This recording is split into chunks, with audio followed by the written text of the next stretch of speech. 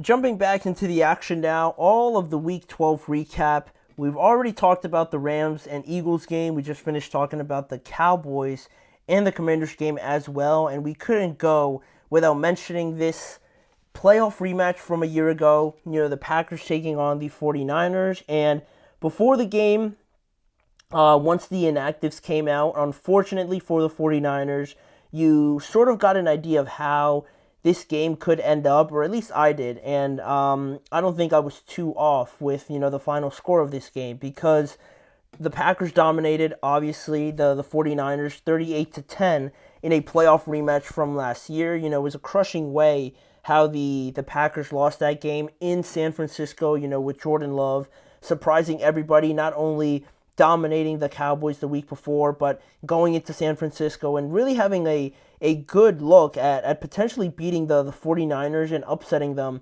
at home. But he threw a late interception, and that pretty much ended the game from that point on. And now the game was in Green Bay this time. There was no Brock Purdy, there was no Trent Williams, there was no Nick Bosa, and obviously those are three of the biggest guys on this 49ers team. So it's safe to say that the Packers got the revenge, obviously, by beating them by a 4 touchdown difference. The Packers go to 8-3 now, one game behind the fifth seed right now, which is the Minnesota Vikings, and 2 games behind the division leading Detroit Lions at this point in time. While the 49ers, we talked about them needing this game very badly. And at the time, I'm pretty sure that I made these predictions. Brock Purdy, if I remember correctly, was ruled out on Friday, if I am correct on that. I'm pretty sure because there's no way I would have picked the 49ers to win if I knew Brock Purdy was going to be out. So I'm assuming I made this pick on Thursday. And, I knew that there was some, potential doubts over Brock Purdy, with that shoulder being a little bit sore, but I didn't think he was going to miss this game. And he was ruled out first, but then, closer to the game, Trent and Nick Bosa were announced that they also weren't playing. So, you don't have your starting quarterback, your starting left tackle, and arguably your best defensive player, arguably with Fred Warner. But yeah, I mean, it was a game that they desperately needed, obviously, right? Because they were under 500, and they really need, or they were at 500, excuse me. They were 5-5, but they're really getting into the tough part of their schedule, and they needed to start winning these games, despite how hard it was going to be. They needed to get on a win streak here, right? Because they didn't take advantage of the games early in the schedule, knowing that these games are only going to get harder. So you try and rack up as many wins as possible. Not to say that they obviously weren't trying, but yeah, I mean they're in a very rough stretch right now, and losing a game like this, where much like the Rams and Eagles game, this was a game to see where you kind of line up and kind of where you fall amongst the best teams in the NFC. And the Eagles proved their point on Sunday Night Football. And here, unfortunately, you kind of feel, if you're the 49ers, like you really didn't show, or you weren't given an opportunity to show your best form because all these guys were injured. But that's just the nature of it, right? You're going to have injuries and things like that. So it's very unfortunate that this game went the way it did. But yeah, the 49ers now dropped to 5-6. Back-to-back losses since the Week 2 and Week 3 games against the Rams and the Minnesota Vikings, in which they lost those 2 games, and they still have not defeated a team over 500.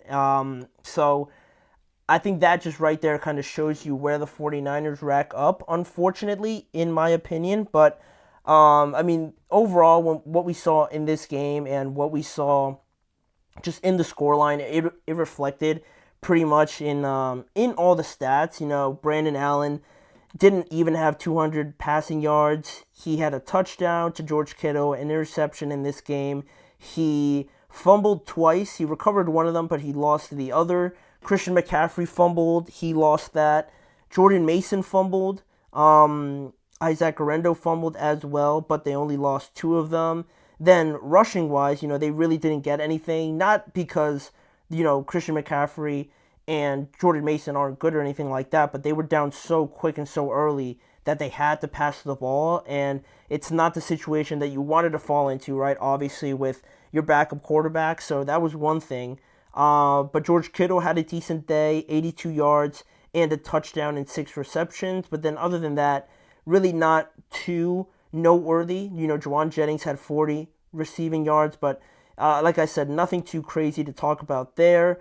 Jordan Love had 163 passing yards, 2 touchdowns. Josh Jacobs dominated the day with 3 touchdowns and 106 rushing yards, while in the passing game, Romeo Doubs had the most receptions with 3 of them and the most receiving yards with 54. He did leave that game, though, unfortunately, with a concussion. But what I wanted to get into a little bit more was the disparity between these NFC teams. In a game where it was sort of supposed to be like a litmus test for each of them, you look at these stats and they are pretty staggering, right? Because it was 11 first downs for the 49ers compared to 22 for the Green Bay Packers in yesterday's game. Then on third down, it was a 30% conversion rate for the Green Bay for the 49ers, excuse me, and it was 6 of 13 for the Packers, right? A bit under 50% there for the Packers, but not 30% like the 49ers. So the Packers bested them again. Then you got the fourth down conversions. The Packers went, or I keep saying the Packers, the 49ers went 0 of 2 on fourth down. It was 47 total plays ran by the 49ers compared to 67 by the Packers as well. 44 rushing yards towards the 49ers compared to 169 rushing yards for the Packers. The 49ers had 9 penalties while the Packers only had 5. And we had the 3 turnovers, obviously, from San Francisco. None for the Green Bay Packers. And the 49ers only had the ball for 23 minutes while the Packers had the ball for 36 minutes. Just complete domination in all of these stats that we see here. Very uncharacteristic, for the 49ers, because you talk about 9 penalties. That's not really what we've characterized the 49ers in being, undisciplined, just unorganized, really. It's kind of been like that for a few weeks now. The rushing yards with Christian McCaffrey. I know he's only coming back, but you'd like to see a bit more. And I know it sounds unfair, but it's just the way the 49ers are currently at this stage of the season, right? You can't have somebody just mosey on in and just work them back slowly. Of course, he's probably trying his best, and the 49ers are trying to kind of protect him from himself here, not trying to get him injured again, right? But it's in a very delicate part of the season where you need everybody to be as close to 100%, and unfortunately, their best player on offense isn't there. He's been dealing with an injury all season. But like I said, this game kind of just went very much in the Packers' way early on. They took a commanding 17-0 lead before San Francisco finally got on the board, and it was 17-7 going into halftime. So it's not really too demoralizing at that point. Only a 10-point deficit, but then San Francisco started off the second half very badly. They failed on a fourth down, then they threw an interception, and before you knew it, Green Bay scored again. It was 24-7. Then it really went downhill because the sequence that follows just sank the 49ers when Brandon Allen was strip sacked. Green Bay scored a touchdown. Then Christian McCaffrey fumbled right after that. Then Green Bay scored another touchdown. Then the game was 38-10 in just like a blink of an eye, right? The turnovers leading directly to touchdowns. And you look at that second half where San Francisco only scored 3 points compared to Green Bay's 21, right? So it's kind of what you'd expect when you have all these penalties, when your backup quarterback's in, where you don't have the protection of your best player on that offensive line, but also the offensive line as a whole hasn't been great overall in 2024. And Nick Bosa really was the main guy bringing that pressure, and without him, Leonard Floyd and these other guys on the defensive line just really are not capable of getting it done. The whole thing changes when Nick Bosa's not there, right? Obviously, when you're not sliding protection over to him, you're not chipping him or anything like that. When you have none of that, all these other guys are going to have to step up or face a bit more attention going to them, and they're not really used to that, right? So it kind of threw everything off. They weren't really able to get to Jordan Love. So, yeah, I mean, it was just a rough day overall for the 49ers, just diminishing their playoff hopes even more.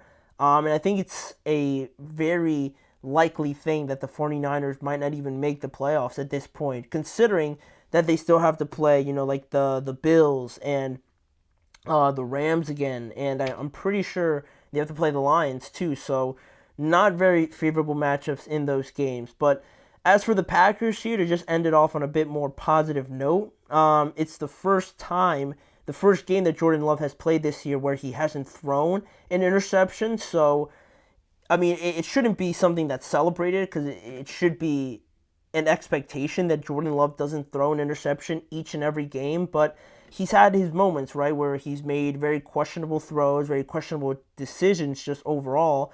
And I think we kind of found something here a bit more where letting Josh Jacobs kind of do most of the heavy lifting and really be the protagonist other than, Jordan Love throwing it all over the field. I think that's a more favorable way of doing things for the Green Bay Packers, just because obviously there's less risk.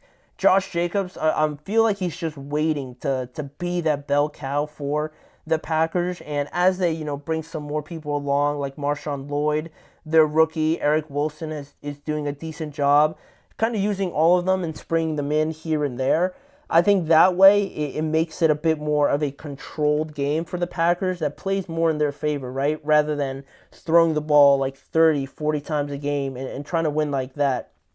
I think Jordan Love still needs to be brought up a bit slower than that rather than just dumping everything on him. So, I mean, I like the way this running game looked yesterday, and I feel like if they make it more of a priority, it'll benefit them in the long run overall. We're seeing all the best teams do it, and I think the Packers kind of get there the more they try it out. So that's what I took away from them. And I heard a comment today that the 49ers were the Bengals of the NFC, and I thought that was so true.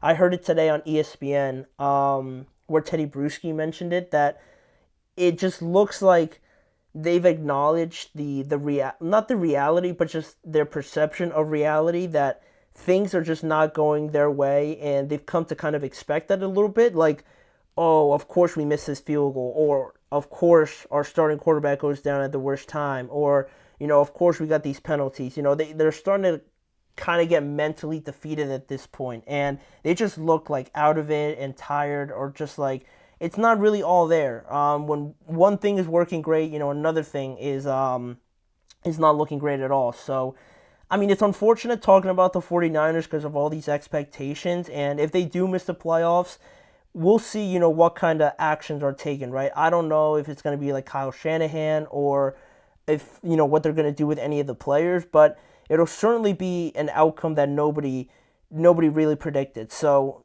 overall, great win for the Packers. They continue winning, and they're just going to have to try and build it up to try and get up to that fifth seed, hopefully, for them if they continue this run of form. But we have one more review to go over before we preview Monday Night Football. Another NFC North matchup. The Vikings took on the Chicago Bears. The second game for the Bears under Thomas Brown went as good as you would have liked, but the result is still not there. The Vikings won on a game-winning field goal. So another game with a crazy finish. We're going to talk about it when we return in just a few moments.